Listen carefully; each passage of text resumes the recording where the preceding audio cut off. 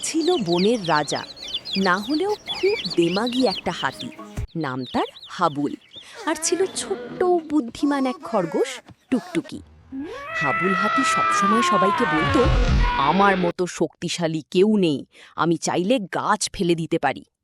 টুকটুকি হেসে বলতো, শুধু শক্তি থাকলেই হয় না, বুদ্ধিও লাগে। একদিন বনের মাঝখানে একটা বড় আম গাছ দেখা গেল। গাছে টসটসে পাকা আম ঝুলছে, কিন্তু গাছটা ছিল নদীর ওপারে। হাবুল বলল, এ তো খুব সহজ। সে ধপাধপ করে নদীতে নামল, কিন্তু মাঝপথে কাদায় পা আটকে গেল। বাঁচাও বাঁচাও! হাতি চিৎকার শুরু করলো। সব পশুরা ভয় পেয়ে গেল।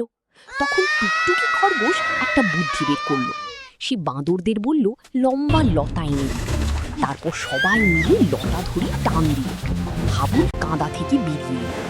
হাবুল লজ্জা পেয়ে বলল, আজ বুঝলাম শুধু বড় হলেই বড় হওয়া যায় না, ছোটরাও অনেক বুদ্ধিমান হতে পারে। টুকটুকি হেসে বলল, আর বন্ধু থাকলে সব সমস্যার সমাধান হয়। তারপর সবাই মিলে আম পেড়ে খেতে লাগলো। আর হাবুল, সে আর কখনো দিমাগ দেখায়নি। শিক্ষা: শক্তির চেয়ে বুদ্ধি আর বন্ধুত্ব বেশি মূল্যবান।